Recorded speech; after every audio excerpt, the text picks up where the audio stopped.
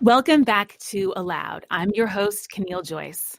Today, I have in the virtual studio with me one of my favorite people on the planet, a good friend of mine, a former collaborator, and a total badass. So welcome to the studio, Dia Bondi.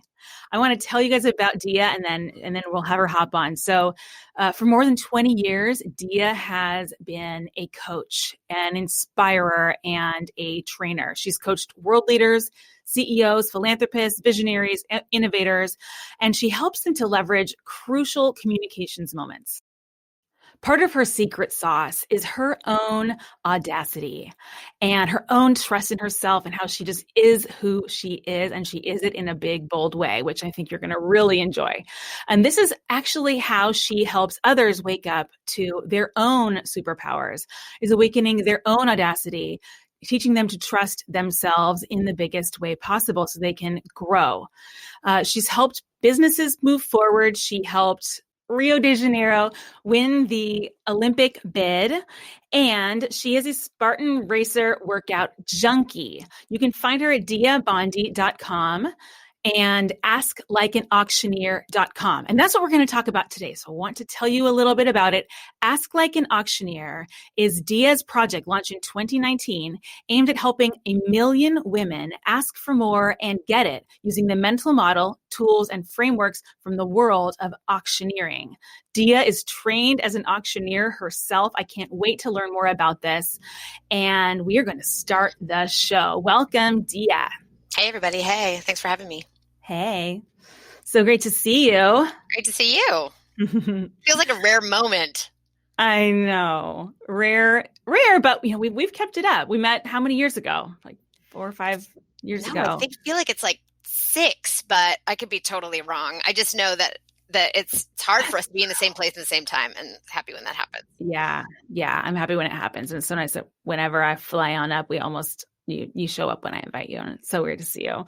I tell people all the time, invite me to things. Just invite me to things. And you come. I do. I try. Well, I wanted to just share that, the first time I ever laid eyes on you, Dia, it was like a lightning bolt had struck me, and your powerhouse nature was so evident. Like, it changed the whole entire feeling in the room. So I remember we were both contracting at Mozilla at the time, remember? And you entered one day wearing these big, huge, dark sunglasses and this really amazing, like, kind of coat. It was like a blanket. It was like a big, big, powerful blanket that you were wearing. And you just had this real, like, ferocity that I just find so attractive. And we quickly found out that we worked really well together, and we loved collaborating in the same way and getting scrappy. Not only did we work well together, we worked like at hyper speed, which was kind of the thing that was most shocking to me. The first time we sat down to like hash something out and try to create something actionable and a framework we could use for something out of just sort of like grabbing ideas and, naming inputs and just sort of like chatting through something. It was shockingly fast how we moved from idea to like an actionable framework. It was like, yeah, I like felt in my body like, wow, we just got to a thing. We don't want to spend time talking about a thing. We could have the conversation by making the thing. Yes, that's how we do it. Yep. So we don't want to do all the middle steps. We're startup-y people. So yeah, I remember that. It was good. It was good. And now you're up to totally different stuff. It's all, I can see, because I know you well, I can see how the dots connected from training world leaders how to win the Olympic bid, and training all kinds of CEOs and executives how to be great speakers, doing the community building work that we were doing some of, and instructional design at Mozilla. But now you are an auctioneer. And I want to hear how that happened, and then what led you to creating Ask Like an Auctioneer. But I wonder if we could just back up a little bit. And I want you to tell me about, before you started Ask Like an Auctioneer, this incredible program to teach women how to ask for more and to get it. What were you noticing in the world out there that was problematic? What were you noticing about how women were or were not asking for things? And I'm kind of just curious about the state that you saw things were in that eventually led you to create this program. So it's actually the opposite, where I was auctioneering and noticed I saw something that I couldn't see until I started asking like an auctioneer myself. Oh. So it wasn't like I saw a problem and looked for a solution. It was like I was doing this impact hobby. And in doing that, I started to see how differently we ask as auctioneers as we do in our careers. And in a matter of weeks, went from like the idea to actually what it is, and then got actually created in 2019. So it wasn't like I was scratching my head looking around the world going like, here's what I notice women do. I wonder how I might solve that. It was more like, whoa, I was standing up, on stage over and over again, asking total strangers for money, quite frankly. And, and in doing that went like, whoa, I hadn't realized we've been doing this all wrong for years. And in fact, noticing that I had been co-conspiring with my clients for 15 years leading up to them, to have them shape their asks in a way that left money on the table. But I didn't see that before I started asking differently myself through picking up this totally wild hobby. Does that make sense? Yes. So it sounds kind of like you were given this, the blue pill, and now that you had it and you could see that there was an alternate reality available, 100%. You wanted others to get a taste. Totally, which is what the power of Ask Like an Auctioneer actually is, because once I show an audience the two core ideas that lead to us leaving money on the table, once you see it, you can't unsee it. And it was like that for me. Like once I saw it, I couldn't unsee it. Yes. So, and actually something I didn't think was a problem. I thought we were doing a good job. Something I didn't see was a problem until I stood on stage as an auctioneer and did it that way instead. And you knew what else was available. Totally. Yeah. Well, and I've always been so interdisciplinary in my work. I'm always, I didn't have an expectation that going to auctioneer school, because there is such a thing, and picking up this weird hobby would actually get melded with my professional work. But I mean, it's inevitable because I'm always so interdisciplinary. I want to know, what can we take from gymnastics and use? What can we take from literature, brain science? What can we take from fitness? What can we take from all these worlds that actually help us unlock and unblock something in like the leverage points? That's really where I work, is like in the leverage points of somebody's career. Okay. I want to hear about leverage points. And I also want to hear why you decided to go to auctioneering school. So first, even before you went to auctioneering school, you were interested in these moments, these leverage points, or these high impact communication opportunities. Can you tell us about what is a high leverage point? Well, my communications coaching career has been dedicated to helping people be good, whatever good means at that moment. Well, actually, I have a way of talking about it, which I'll say in a second. Be good in the moments where they can't afford not to be. And I think of those as like leverage points. They're the moments where you can go from here to there in a 20-minute talk. You can go from being seen as this to that in 7 minutes in front of your all hands at your company. You can go from here to there to being seen as a trusted partner instead of the opposite.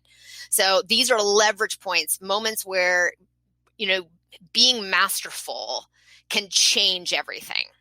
So that's what I think of as a leverage point, where it's an accelerant, a moment where you can accelerate something, a moment where you can really nail something, or I think of it like catalyze it, which is really kind of what I do with my clients. They bring all the ingredients to the table. What I do is just catalyze it for them. So what that means by being good in my communications work is really like, how do I help somebody really actually find the courage to speak from the heart when it really matters, instead of sort of round the edges, And it doesn't mean that they're not careful about how they say the thing that comes from the heart. But that's step 2.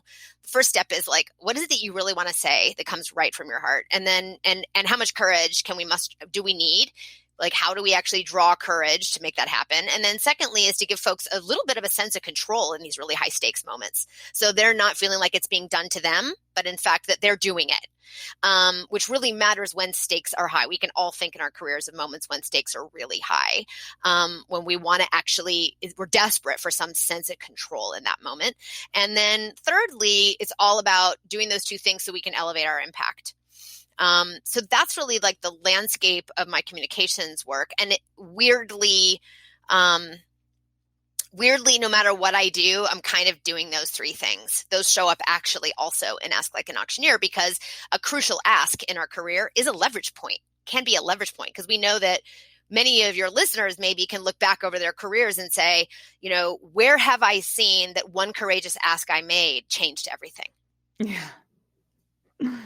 Yeah. Do you have a story like that? I do. I don't know if you want it now or if you want to hear me talk about why I even went to auctioneering school in the beginning. I do. I want to hear both of those. Let's first hear about why you went to auctioneering school, and then we're going to hear about your own story of Big Ask. Mm-hmm. So I have a 12-year-old and I have a 9-year-old. We went to a preschool co-op, which means it's parent run. Doesn't have a big budget. And like so many schools, we have an annual fundraiser, and that includes a silent auction and a live auction.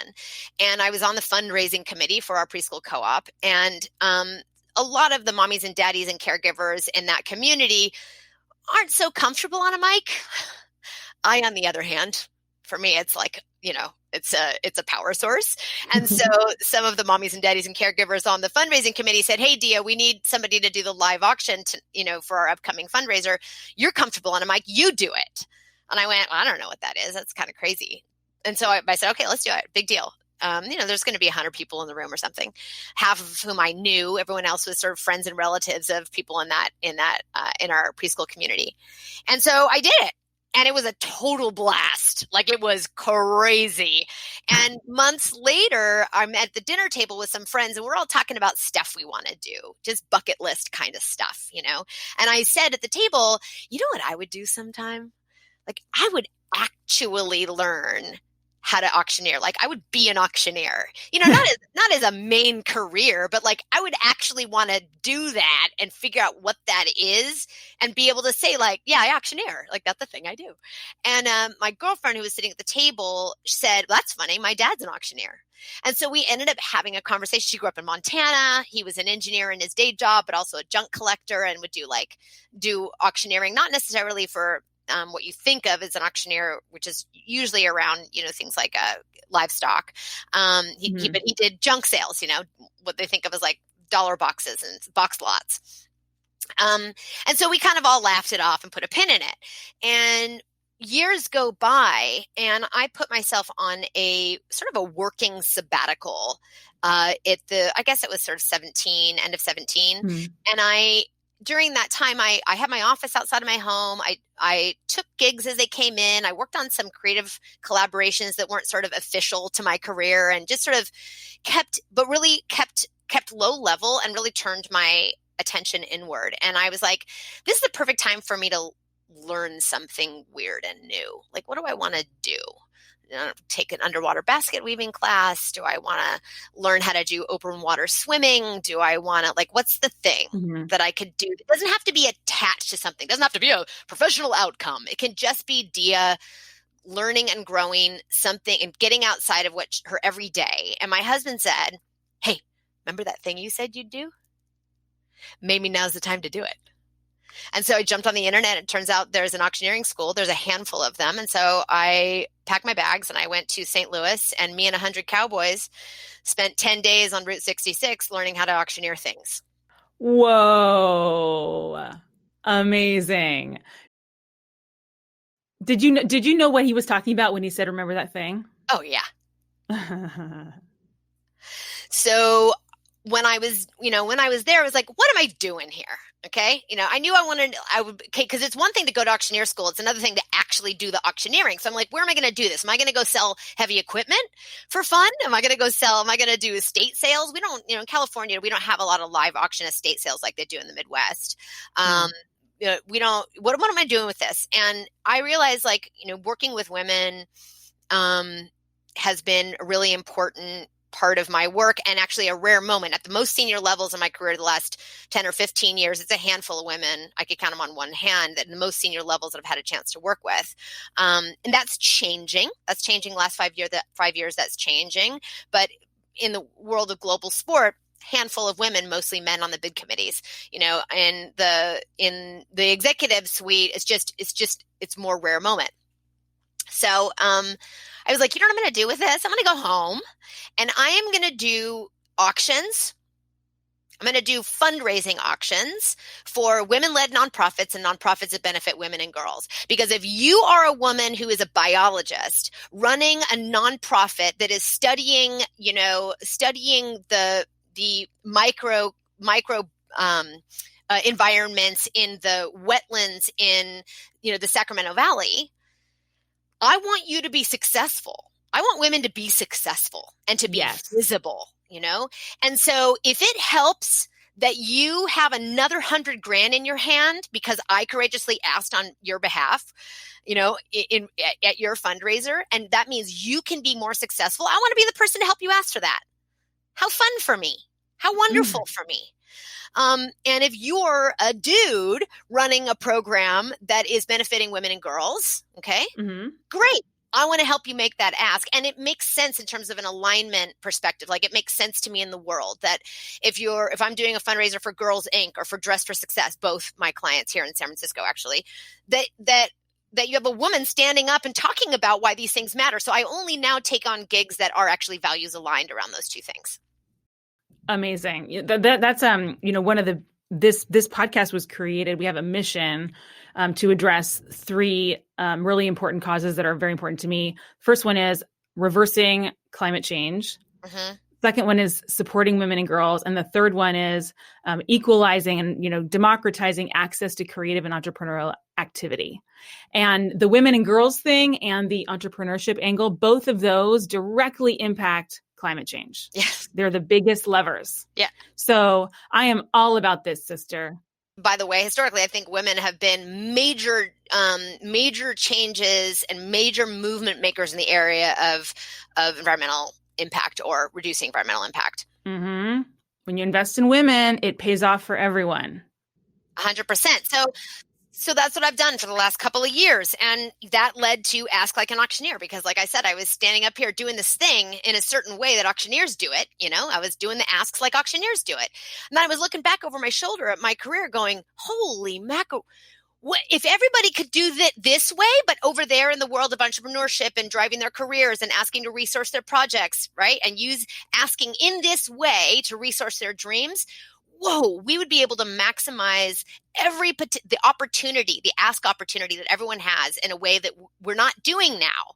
So wouldn't it be interesting if I could pull this and let women be auctioneers just for a day? Wouldn't it be wonderful if all these women that I work with in, I'm a CEO activator, I help women all the time with their pitches, particularly in the entrepreneurial space. I have a lot of young women tapping me wanting help to tell the story when they go in to negotiate their promotion, blah, blah, blah, all in the vein of communications. But at the seat of a crucial communications moment, usually there's an ask. Okay. That is the why of the story we're telling. The thing that moves us forward is an ask. You're not just telling a story to entertain people. You need to move something forward. So I was like, wouldn't it be great if all women had a chance to just get on, put on a great gown and, hold on to a big mic and have a bunch of people say yes to them and to push the envelope in a way that we do as auctioneers that we don't do in business.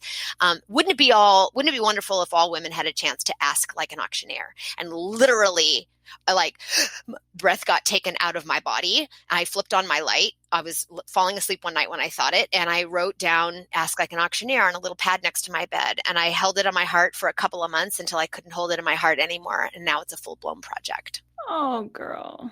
And it's crazy. Women are doubling their salaries. I had a woman send me a note not long ago who said she'd been an engineering manager for 25 years and using the frameworks from Ask Like an Auctioneer, the 2 core ideas, and then the courage-making frameworks to help you make courageous asks. She made and got asked and got the biggest raise she'd ever had in her career. And she's 25 years into engineering. Okay.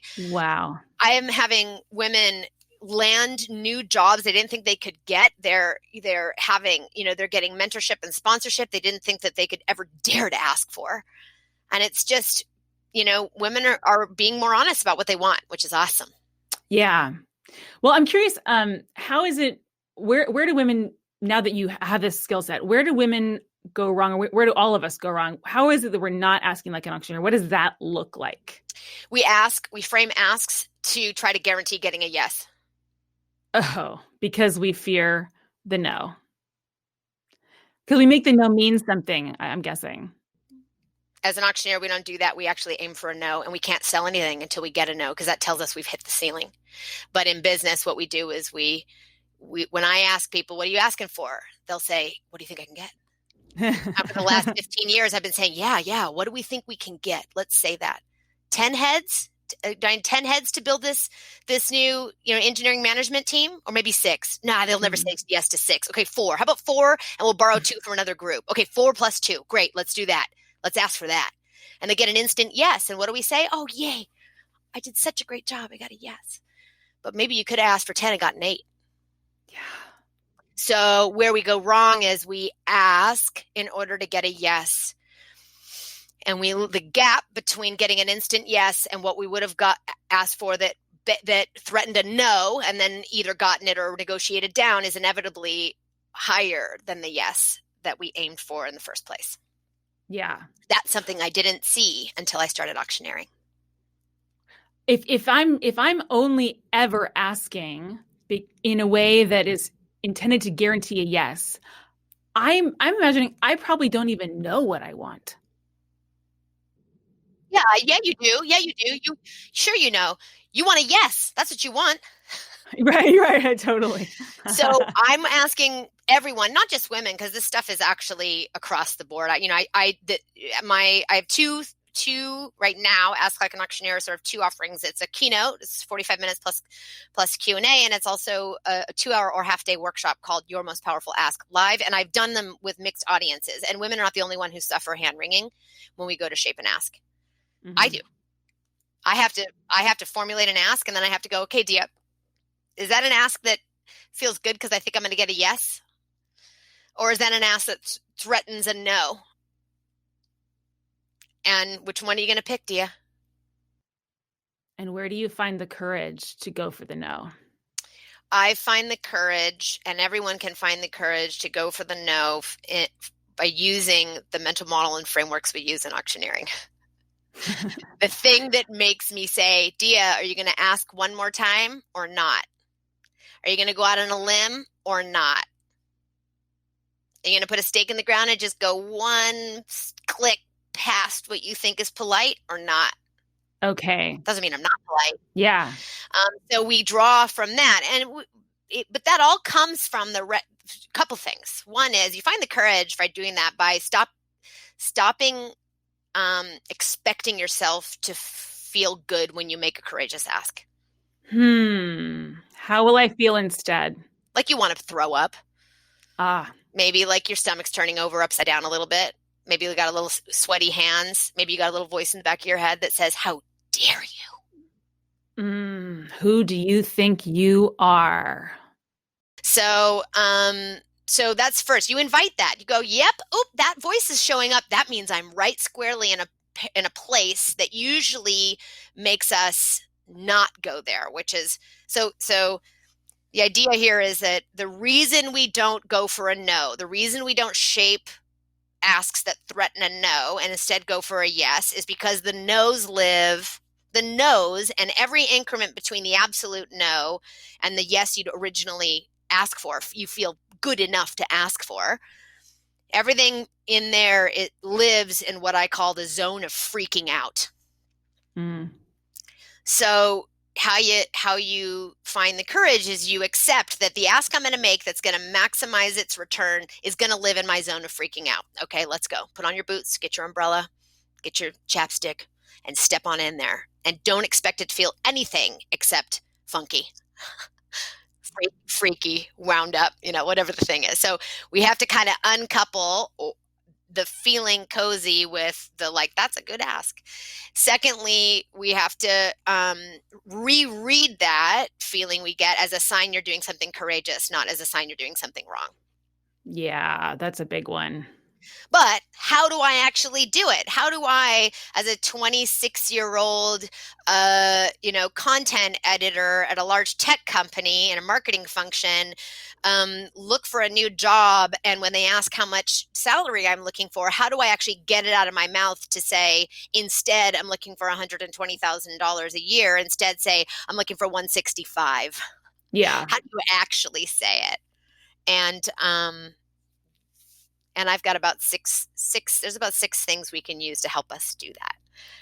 Okay, so there are specific tools that I can use to help me make that bigger ask, which is so important to make the big ask. I'm connecting this with I did some teaching of negotiations when I was professoring at the London School of Economics, and one of the pieces of research that really motivated me to get into that field is that our income, our salary, just tends to be directly related to the salary we had before it. So every time you miss an opportunity to ask for more, that compounds on itself over time. Correct. Like being a little more comfortable in this one conversation means that, 3 jobs down the road, I'm making $100,000 less. It can have an exponential impact, which is exactly why, although in my communications, I'll say that, which is exactly why in my communications coaching work, I've been focused on sort of VP level and above as a strike point for the organization and for their business. Okay. I want to make sure that the leader is speaking from his or her heart in a way that is courageous and aligned to their leadership and makes sense to them and to their business and to where they're going in their business. Great. But Ask Like an Auctioneer is actually aimed at women and underrepresented folks in their industries. Where I really want to have the impact is in the first, 5 to 7 years of their career. It doesn't mean it's not relevant at other stage. It's relevant across the board, but it's powerful in those early days because it if women have access to these tools when they're 26 and they can deploy them over the course of their career, it will have an exponential impact on their visibility, influence, income, decision-making power, autonomy, whatever the hell they want. Yes, for sure. Can you teach our listeners one of these tools? Do you have something to offer that we could go with? I would like to learn how to do this. So you want the craziest one? Yeah.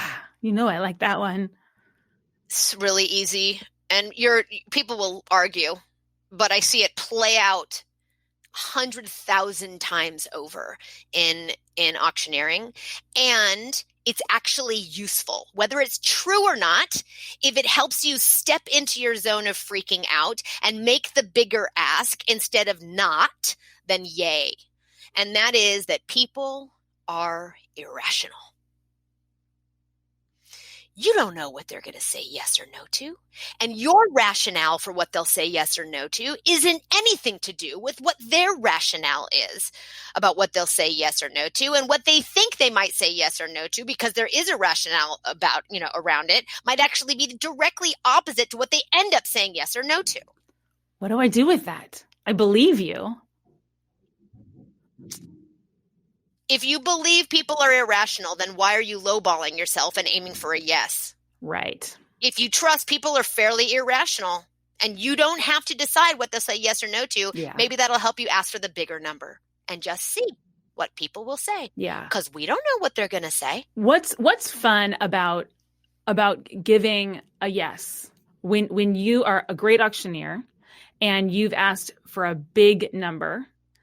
And there's someone out there in that audience that for some reason decides that tonight's the night that they're going to say yes and they're going to buy it. They're going to pay $55,000 for a one-night camping trip? Yes. Or they're going to buy a street valued piece of art that's usually would normally go at a bigger context for $12,000. Somebody says yes at $4,000, but nobody will say yes at $4,500. if you look at those two things, I'd say, well, the rational thing is that everyone would spend $12,000 on the piece of art that on the street would probably go for $12,000. It's valued at $12,000, and the one night camping trip would go for $300. But nope, the one night camping trip goes for $55,000, and the $12,000 piece of art goes for $4,500. Mm-hmm. So is the question, what's it like to get a yes to something you don't expect? What's it like to say the yes? Why I want to understand like the buyer, or let's say that I'm negotiating for a raise and I make that big ask. And at some point, first I'm getting no. And then I get the yes that I want. I just want to understand like what's going on in that person's brain that makes them say yes. And what is it like for them? I'm imagining there's a thrill to it of some kind. Otherwise they wouldn't do it. Well, for one, I don't know. And I don't actually care. Did you get a yes or not? Uh-huh. Like, we could, I mean, not to say it's not an interesting question. It's just, I'm all about brass tacks. Did you get it or did you not? Did you get more than you thought you would have if you had asked for the 125,000 because you found the courage? You said, yeah, people are irrational. Let's see. I'm going to ask for 165 and I landed at 145. I got 20 grand more than I thought I would. Did you get it or did you not? That's what matters. Now, what the yes looks like in auctioneering, sometimes it looks like quiet delight. Sometimes it looks like somebody winning something, saying, yes, I will pay $55,000 for me and 11 of my friends to go camping for one night. There are an incredible amount of fist bumps around that. But here's the thing. It does that's not happening in business. Mm-hmm. You're not that 26-year-old engineering manager or, content editor asking for a bigger salary. And when you get a yes, the person that gave you a yes is fist bumping. Maybe they are. Maybe they're an awesome recruiter and will be so delighted to say yes to you. That, but they're not, the antics don't look the same as they do in an auction context. But I will say that when people can say yes to you, honestly, and they do, my suspicion is that is not only an adrenaline hit for them, but it's a way for them to action their own values as well. Oh, love it. Yeah. And I see why you answered initially the way that you did, because if I get too hung up on why they might say yes and trying to get too much into that headspace, I can easily talk myself out of making the big ask. Right. Because in auctioneering, I don't sit around and go, I wonder what you guys might say. What should I ask for next? I'm not totally sure. Well, if that person thinks this, then I should ask this. And I don't have time. I have to say $4,500 bidder looking for a $5,000 bid right now. Anyone at 5,000? If I don't have anybody at 5,000, I'm going to maybe ask. I'm still at 45 and looking for a 5,000. Maybe I get a 5,000 right there. So I can't what I'm kind of wanting to say to everybody is shut up and ask. Yeah. All right. So I'm hearing there's I'm going to make the big asks. I'm going to ask for what I want, not what I think you'll say yes to. I might feel really uncomfortable as I make that ask. Yep, like that. And in fact, that's what I'm looking for, right? I'm looking for that zone of, I'm out of the zone of familiarity now. Now I'm in that place of freaking out. I'm actually addressing my own self-limiting beliefs and behaviors. Yes. Yes. And if I'm not addressing those, I walk away and maybe I got the yes, but I didn't become a better person in the meantime. What? You didn't get more. And I didn't get more. I mean, I don't know if it makes us a better person or not to get more, but if you ask for more and you get more of what you want, because mostly the most critical asks we make are the kinds of asks that bring us closer to our goals. Mm-hmm. All right. So you said that you had a story of a big ask that you made in your life. Yes. I want to hear that story. You tell them? So what's very interesting is I was talking to my husband and I was like, God, it's so crazy that I'm doing this thing. I was this communications person for so long and now I'm doing this other thing. And, it's just like, it's such a departure. And he's like, no, it's not. You've been helping people craft stories that always start with what do you want from your audience? So that's not so off. Secondly, he's like, you've been doing this, whether you know it or not, for a long time. He's like, remember that time you asked Brad that thing? And I was like, yes. So when I was done with college, I was looking for my career. And all of it made me want to throw up, but not in a Zofo way, not in a zone of freaking out, good, courageous way, in a way of like, I cannot sit on the 28th floor of this building in San Francisco and monitor bank consolidations as an analyst for 6 years and work my way into a job that I can actually live in my skin around. I couldn't do that. I needed to shrink the distance between where I am right now and where I want to be, like exponentially. How do I get there now kind of thing? Yes. Yeah. So I thrashed around and spent a chunk of time figuring out what it was that I wanted to do. Like, what is the thing that I could get paid for and be in a professional context that feels important, that feels aligned to my who I am, that actually embraces my punk rock, bigger than life personality, and doesn't have that be a liability, but instead an asset. How do I get to travel on someone else's nickel? How do I get to help people be more embodied in their own skin? How do I also get to do all that stuff without it being, relegated to some retreat in a treehouse in Mexico where we're all sitting around and self-improving ourselves? No, I wanted to actually have that pedal, like the rubber meets the road context of business where it had an immediate impact on whether people could move forward or not. So I looked around and ended up through word of mouth learning about the communications work I've been doing now for 20 years. And I went to watch someone do that work, someone who had already been doing it for many years and someone who potentially could be the person that unlocked it all for me.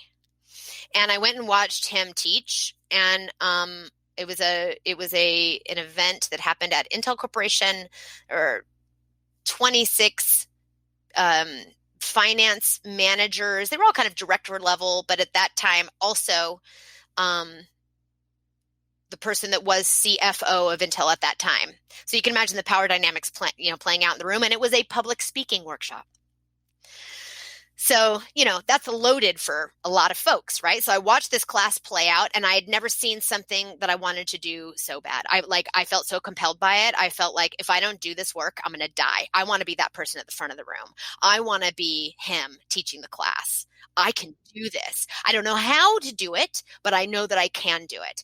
So I was done with the day. I said, thank you so much for letting me come see you work.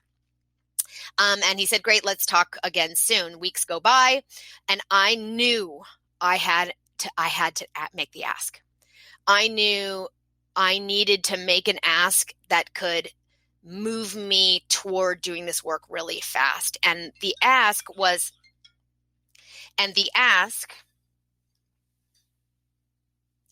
I knew that I was going to have to make an ask that could change everything for me. And the ask wasn't small. The ask I ended up having to make was, will you teach me?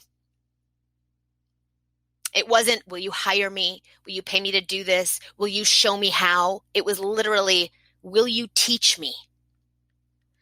Because in that, it was a powerful ask, because in that there was honesty about me needing to be a student. Oh. And me accepting my role in that ask was to be a student.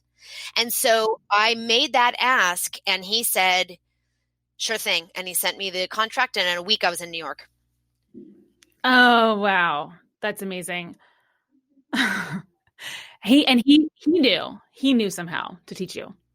Well, let's just say that I said to him before I made the ask, this work is so compelling to me, and I can see myself in the front of the room doing exactly as you're doing. And it's so compelling that this is where I want to go.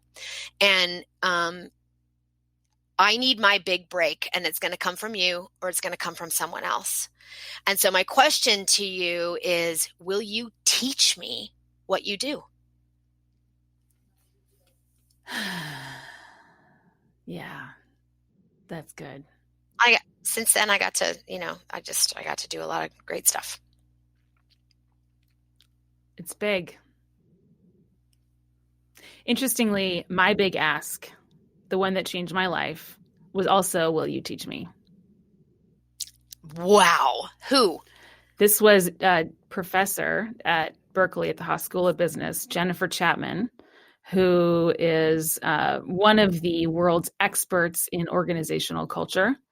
which was what I really, really wanted to study. I actually tried to get into anthropology, and I told them I wanted to study the anthropology of business, and they said, we don't do that here. I said, okay, I'll go over to that fancy business school. It worked out well. But I knew that I wasn't going to just get into this program. I didn't have any research experience. I wasn't in a lab when I was in college. I had never even taken calculus. So how was I going to be one of the 3% who applied and got into this PhD program? And I said to myself, what would Roy do? Which WWRD is actually an acronym that my friends use about my husband, Roy, because he is, it'd be great for him to take your course. He's one of the best salespeople I've ever known. He doesn't take no for an answer. He's got a million tricks up his sleeve about how he does that. He's very audacious in his asks. He's always got. Doesn't sound at all like he needs to take my class. Well, maybe he can be your junior teacher. So I just thought, what would he do? And he would go and he'd bang down that person's door, and he wouldn't take no for an answer. And he'd say, let me be your research assistant. I want to learn from you. And so that's what I did. And I was, how old? I mean, I was already managing a whole entire marketing department at a startup. I was 25 years old, but I went in there, and then I was sitting next to, 18, 19-year-olds helping to do this research project, but I just wouldn't take no. And I went, and she said, I don't talk to students without an appointment. I don't take on extra research assistants. You'd have to be a student, And I'm like, no, I'm doing this. And I wouldn't leave. And I got in. And then that really changed my life in a big way. And I, on this show before, I have complained about being in that program, and it is true. It was the hardest thing I ever went through in my life, but I finally have those. It was like you wanted, Dia. I didn't want to climb up this very long, slow ladder that looked to me like most people never make it. I wanted, how do I get myself really credible so that I can be talking to the highest leverage people as fast as possible? It took longer than I thought, but I feel like I'm here. And so when we go to make our asks, we have to remind ourselves that there is an offer within it. I offer my talent, my attention, my commitment, I will spread your intellectual seed. Whatever. I mean, yeah. And that's one of the courage making tools you can do is when you go to craft an ask to remind yourself, what is your offer inside of it? So good. So good, Dia. Dia, I'm sure that our listeners are beginning to think about areas where they have not made a big ask and they want to, or where they could have asked bigger, or maybe they're realizing they've never, ever even heard a no. Most of the time I hear people that say, oh my gosh, no, I don't have any problem asking. I'm like, yeah, you get yeses all the time, right? They're like, yeah. I'm like, getting all kinds of yeses, leaving all kinds of money on the table. Mm-hmm. So good. So good. So what can our listeners do if they want to get started and begin learning this? I understand you might have a book in the works. I think it is. So the couple things. One is if your listeners run D&I programs, if they're event meeting planners and they're looking for this kind of content that can really accelerate their audience's goals and can be the thing that makes somebody saying, this conference was worth it to me, or this offsite was the best we've had, I'm going to be bold and say, you can reach out to me and book the keynote or the 2-hour workshop. And I'm so happy to come to organizations and events to bring this kind of content to audiences far and wide. So you can reach out to me and find me at diabondi.com. You can also just go to the website, diabondi.com, and you can find your way to Ask Like an Auctioneer from there. For folks who are listening and are interested in using this in their own lives, you can get on my mailing list by texting the word impact to the number 66866, or just going to asklikeanauctioneer.com or to diabondi.com and jump on the mailing list there, because there's two things. One is when the book gets done and released, you'll have early access to that and to everything that goes with it. And secondly, I don't do any one-on-one coaching around this ask work. However, periodically I will, to folks who are on my mailing list, send out a batch of what I call Jumpstart Sessions, which are 30-minute sessions where we'll jump on a call one-on-one to jumpstart the next big ask you might have in your career, or to figure out what is an ask you're not seeing that you could make to help you reach your goals faster. I will do, 10 to 12, maybe every quarter. Those go out on my mailing list. So if you want access to that, you can get on my list. I don't send more than a monthly newsletter and then the announcements for the Jumpstart sessions. So it's fairly unspammy. And I really hope to bring folks stuff they can actually use every day in their careers, both for my communications work as well as for Project Ask Like an Auctioneer. Amazing. Well, thank you for offering that to our audience. I'm sure you'll have a lot of people going to diabondi.com. I know that I am there, and can't wait when your book does come out. That's going to be incredible. I would really encourage listeners to do this. The time I've spent with Dia has always dramatically changed my life. And, I didn't mention many times that you've kind of coached me through making asks and giving talks and communicating, and just a very, very empowering person that I'm so grateful that you spent time with us today. So listeners, please take advantage of this offer. It's amazing. Dia, you're the bomb. Big fist bump to you.